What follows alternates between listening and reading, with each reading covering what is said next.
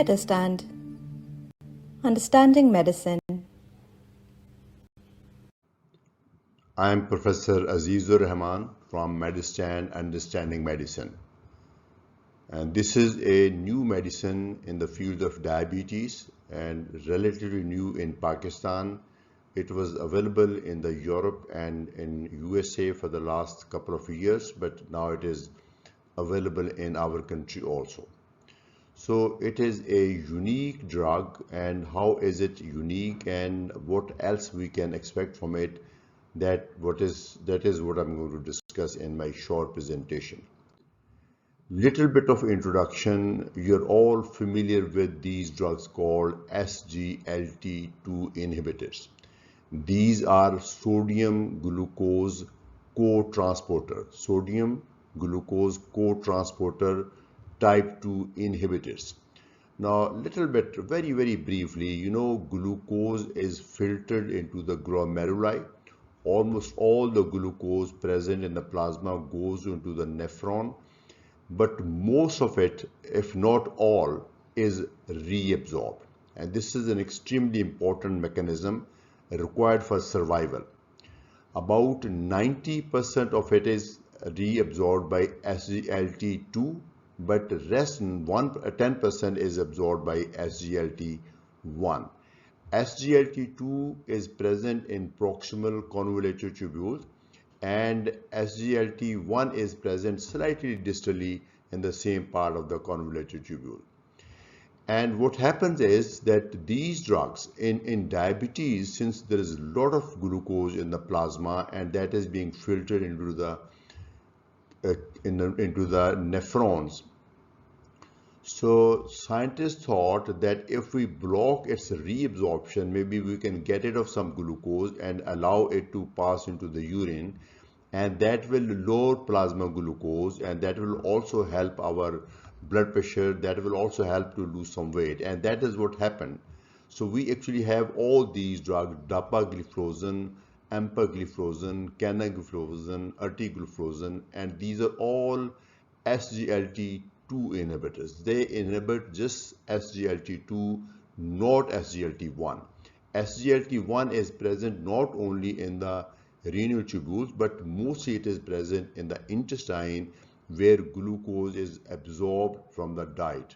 So I think that is where it makes a difference. So today I'm going to talk about a new drug which not only block SGLT2 but also block SGLT1.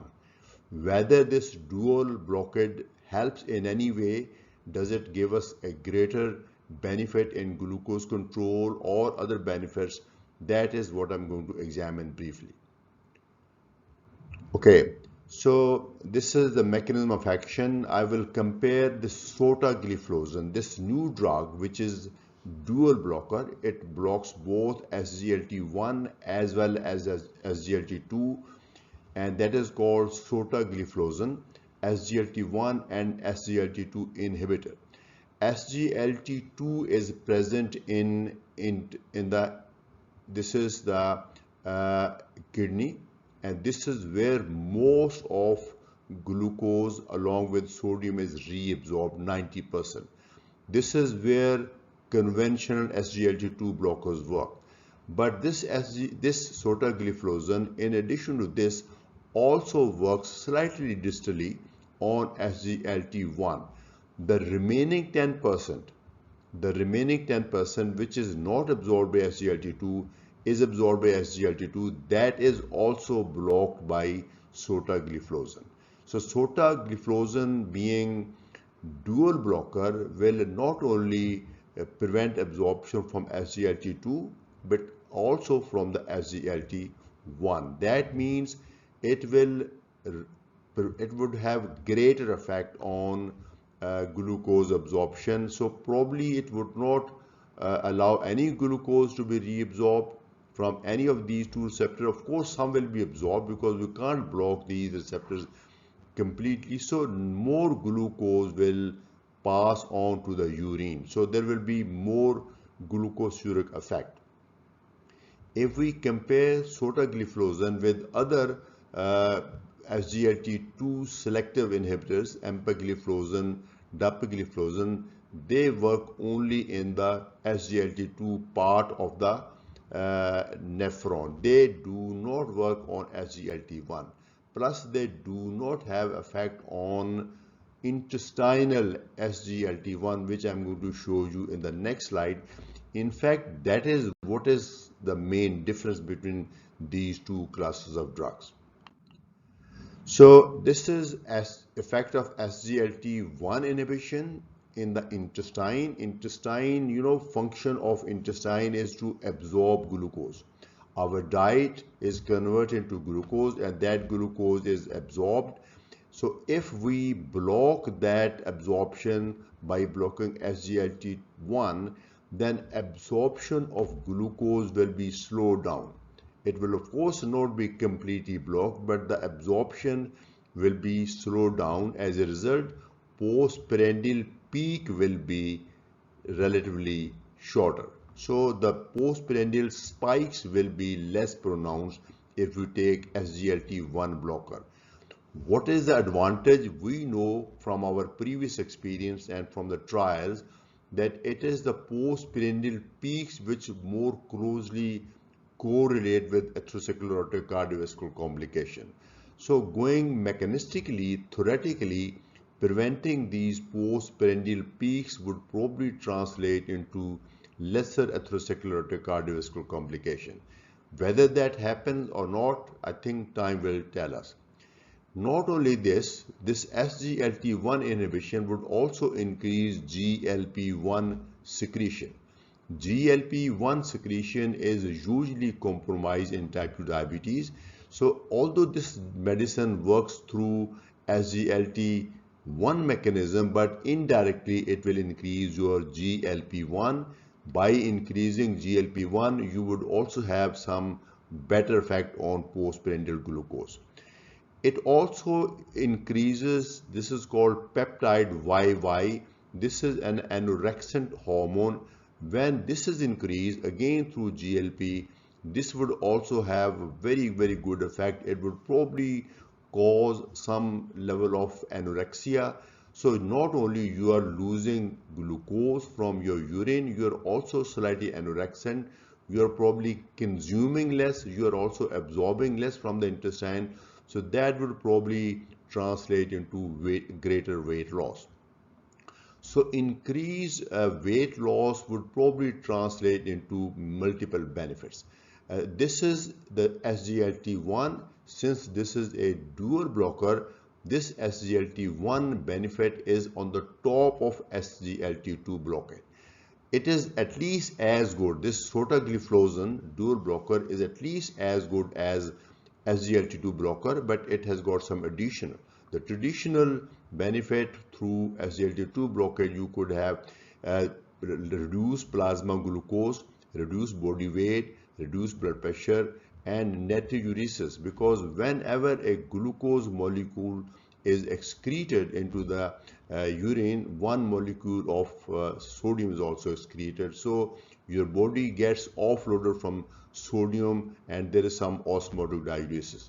So these two advantages, these two benefits will add up to give us a dual benefit: better glycemic control, both fasting as well as postprandial.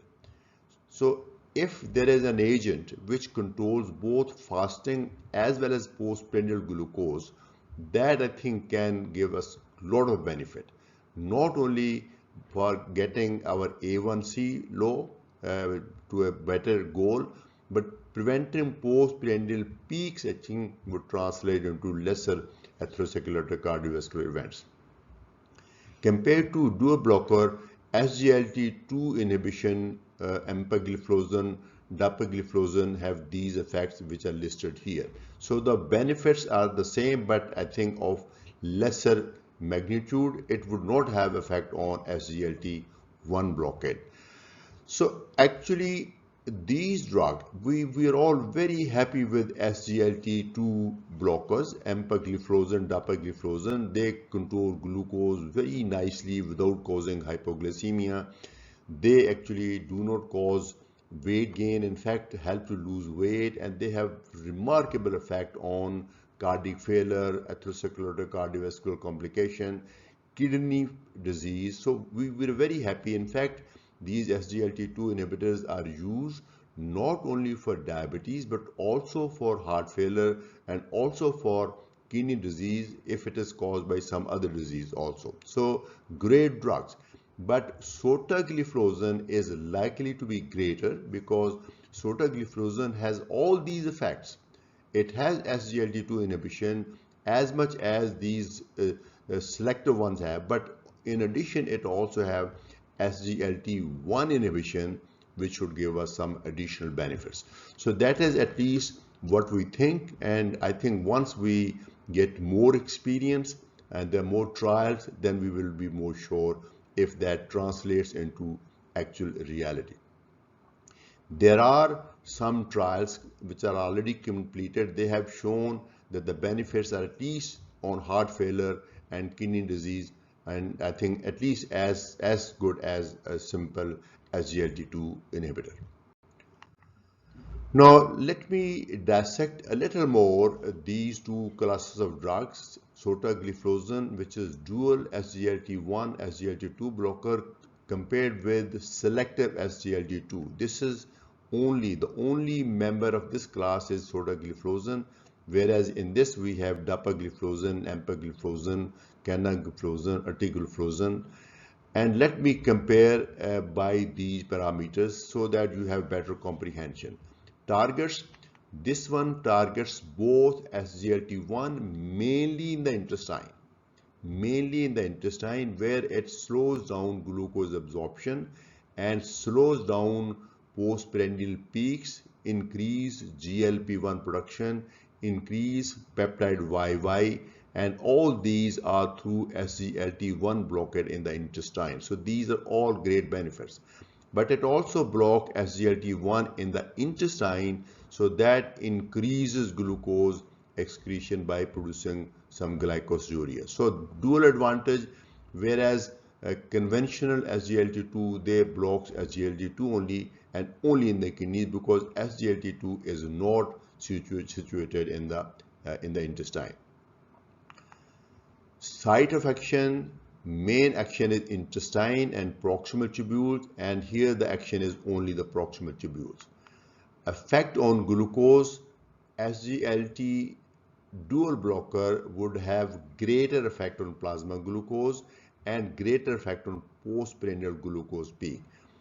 These ones, they have modest action. These drugs, they are not very potent glucose lowering therapy, but they're very popular because of their additional pleiotropic effects. But again, I would like to emphasize, whatever I say about this already applies to this one, but there are some additional features. Now, hormonal effects, and it is only SGLT1 blockade, which is a feature of sotagliflozin, that increases GLP-1 and peptide YY through SGLT1 inhibition. This effect is not present in this one, maybe minimal, but usually no significant. Then the cardiovascular, I think we're very happy. There are many studies which have proven beyond any doubt that SGLT2 inhibitors have salutary effect in heart failure, in preventing hospitalization for heart failure, preventing deaths from heart failure, and progression to next stage of kidney disease. Same is true here, but perhaps with a greater degree. Then the common adverse effect, since it blocks intestinal SGLT1 also, by preventing glucose absorption, it would allow some glucose to stay in the intestine. That would cause some osmotic effect that might result into some flatulence, some diarrhea, or maybe some cramping, and that is usually not the feature of this. But I think with time that probably most patients will tolerate, because they are getting better benefits, more benefits. But theoretically, at least, these drugs may cause some intestinal side effects because of it actually creates a state of malabsorption. Actually, glucose is not prevented from being absorbed. It is just its absorption is slow, so it would stay in the intestine for longer. Maybe that might promote some bacterial overgrowth, but time will tell. So this is it. I think we're now coming to the end of my presentation, and that is the takeaway. Sotagliflozin is the only approved dual SGLT1 and SGLT2 inhibitor as of today. So it blocks SGLT2 as well as SGLT1, the only drug in this class which is so far approved. By acting on both the intestine and the kidney, it targets both fasting and postprandial. So I think, being a diabetologist, a physician, this attracts me most, that controlling both fasting and postprandial glucose not only will give you better A1C, but will also prevent atherosclerotic cardiovascular complications, which are more closely linked with postprandial surges. So there could be, I think we should hope, more cardiovascular benefit. We're already very happy with SGLT2 inhibitors, but with dual blocker, we should expect more benefit. With that, I'd like to thank you for watching this video, and I really look forward to see you in my next presentation. Thank you for watching Medurstand.